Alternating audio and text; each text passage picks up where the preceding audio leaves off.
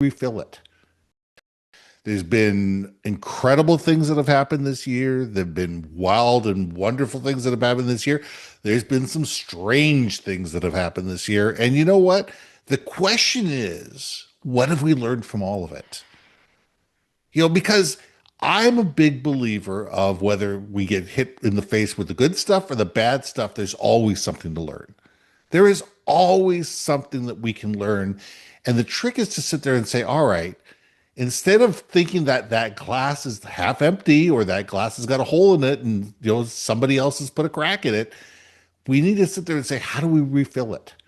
How do we sit there and say, what have I learned? What experiences have I, what's new in my life? And where do we go from here? So my question is, Sia, what have we learned this year? Let's gnaw on this. Oh boy, this is what. Can we do simpler topics if we're gonna gnaw on things I kind of enjoy my vacuous shallow life. This is a deep one. Um, Let me just go flat out and say it. This year has the beginning was great, the middle is great, towards the end, like literally, I am still recovering from this stupid cough. Okay, and for me, if I'm not Get feeling a 100%, shot. I know. Don't get me started. So to if I'm not performing at 100%, I get frustrated with myself. I get angry with myself Mhm. and I get very demotivated and it's just not healthy, you know? And so what I learned about myself, and it's very topical, is I have to relook at 2026 for me internally as giving yourself grace, giving yourself patience with others, patience with yourself, because frustration has been, I think, a big theme for the last half of the year for me. Mhm. And it's very sobering to know that though your head consciously says one thing, your actions speak louder than words, right? And so that's one thing I've learned, at least for me, is it's so easy when things are going well and going right. Wow, everything just works. Everything just flows. Is it because you gloss over the crappy part because you're on a high or you're pushing it off to the side? Or is it because your mindset's so positive that even the crappy parts you're making do and making it happen? And so therefore the experience is broader, better. So very reflective question for you to ask of me because right now I'm absolutely in the recognizing I put myself in a crappy space because I chose to put myself in a crappy space and it's not fair to others. And I realized that the bad habits I got away from when I was in my corporate life creeped its way back into the Syya entrepreneur creator life. So, yeah, work in progress. Life is always going to be a work in progress. And damn it, that's exciting and frustrating at the same time, right? It's like I'm 50 freaking 1 years old and I'm still trying to figure out life, right? That is fun and not so fun at the same time. So, I mean, gosh, Ben, what about you? Well, it's interesting. I mean, I think we are constantly learning. From the day we're born to the day we die, we're constantly learning, whether we're paying attention, whether we are, bringing it all in, whether we're internalizing it, whether we're mulling it over, whether we're gnawing on it or not, is a different story altogether. But I'm a big believer that life, people, experiences are always teaching us something. It may not be what we want to learn, but it's probably what we need to learn. And we need to do this. I mean, this has been a year of transition for me. I mean, anybody who knows me knows this has been a year of transition. December 2024, at the end of December, I shut down your brand marketing after 17 years. Hmm. I decided, you know what? Now is the time I want to create impact within an organization. I want to drive change. I want to coach, mentor, and lead the next generation, help create alignment, etc. It's 12 months later. I still haven't found the right opportunity. I've come close a few times. A few times I've run away. Hmm. I've found out a lot about myself about the jobs that I turned down. And I turned them down for very specific reasons. One, uh, client told me that they wanted me, they really wanted me, they absolutely needed me. We'd figure something out. And then at the very end, they said, you know what, we need you to move here. Oh, And I sat there and went, no, because I knew that was a divorce waiting to happen. There's no way in God's green earth, Heather was not going to move. And I would never ask her to move.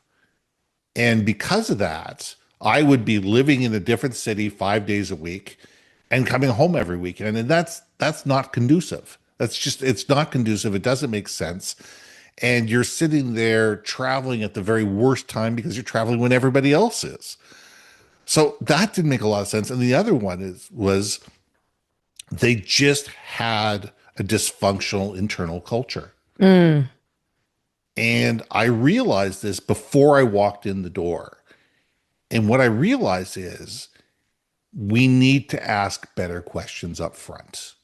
We yes. as human beings need to not be afraid to upset the apple cart, and we need to ask better questions up front, Mm, because better to not get a position, better to be not shortlisted for a position than to be shortlisted for a position that is going to enable you to fail in 6 to 9 months. And I'm looking at a situation right now where I'm sitting there going, I know enough about this organization to know maybe this isn't the right place for me, and I'm comfortable with that. And if it means that another month or another 2 months that I'm out there looking, so be it. But I also know that sooner or later, I'm lucky enough. I've been doing consulting work in the meantime, so I've got some short-term consulting jobs that are keeping me alive and keeping me afloat. But I can't do this forever. And so you need to sit there and say eventually, okay, what's next? If this doesn't work, if where do we pivot to next? And we constantly have to be looking at our life and saying, all right, I've given this 110%. I've put all the effort in. I've done all this. For some reason or other, this is not working. Why isn't it working? Is it me? Is it the economy? Is it somebody else? Is it the way I'm presenting myself? Who knows? But it's being willing to evaluate this and being willing to pivot and change and adapt and be creative. And I think that those are the things I've learned about myself, and the things I've learned about others is a lot of times it's not about me. Most times it's not about me. A lot of times it's the fact that either a better candidate walked in the door, or I just don't have a certain skill set, or there's something that they want that I just don't have. And I can't be everything to everybody. And in order for me to be successful, I need to realize that I'm going to hear no a lot more times than I'm going to hear yes. And I need to be okay with that. that's a critical part and be okay with that, right? Hmm. I think there's something about, again, going back to wisdom, experience, and being realistic and pragmatic about things. I think when we're early on in our careers, there is an illusion, right, of what we expect a opportunity to be and how it's going to look. And everyone wants to work together, don't we? You know what I mean? And so I'm wondering, because we are older, we have the luxury of choice to know what's good and what's not good for us. But at the same time, I don't know about you, but I ain't no multimillionaire. You know what I'm saying? Like, and then at some point, As I tell people, there's nothing winning the lottery wouldn't solve. yes. But I also would say I think it's sometimes too on the flip side, and I'm not saying you per se, but there are other individuals where it's like, I don't think you're in a position of strength to keep poo-pooing opportunities. Hmm. You know what I mean? And I think that's, again, going back to this year and thinking about some opportunities that have come and gone, projects that have come and gone, projects that, why didn't it continue? Those like self-analysis of actually it ran its course, or Hmm. perhaps the, maybe the working relationship is not what you wanted it to be, whatever it is. It's really fascinating. I think 2025 for me was definitely a growing up year. I would probably summarize it as mature as I am. I Hey, definitely you're feel only like, halfway through your life. You're not even at middle age yet. Give me a break. yeah. Um, I think I do think in the grand scheme of life, if I were to look back, I would say this year is definitely um a growing up year. Like Yes, I could see that absolutely. notch go chick. You know what I mean? I feel it Yeah. and I see it. And yeah, I'd be lying if I said I thought this year was easy. I don't think this year was easy. I don't think this has been an easy year at all. And to qualify it says, you know what, there is no perfect job, there is no perfect situation, there is no perfect, marriage or relationship or whatever. Every relationship, every work experience, everything is going to have challenges. And I think we need to be able to sit there and say, okay, things are not going to be perfect, but are they better? Are they better most days than not? And I think that if we are willing to look at our life and sit there and say, everything doesn't have to be bread and roses. We don't have to hit home runs every day, but is life better most days than not? And if life is better most days than not, we're doing pretty well. If we could sit there and say, you know what, yesterday was a bad day, but today was great. And I learned something and I was productive and and I was able to do some stuff and life was good. And I think we need to have that more of an experience and sit there going and say, well, if it's not perfect, I don't want to be there. Yeah. If it doesn't check every single box I have, then it's wrong. Nothing is going to check every single box. And I think that we need to look back at our lives and sit there and say, over the last week, over the last month, over the last year, did we have more hits than we had swing, whiffs at the bat? And I think most of us do. I think most of us don't appreciate the fact how often we actually do hit the ball and how often we do get on base and how often, even if it's a walk is still gets you on base. At bats are at bats. I think that's At a bats big or at part. Get an bats. at bat, everyone. Just get an at bat. That's the True. critical part. And it's up to you if you choose to take the swing or not. Yeah. Right. And that's just again going back to, what I learned for 2025 is you have to put yourself up and out there. You have to at bat Hmm. it. And also there are times when getting to the bat and choosing, you know what? I don't always got to go for a grand slam.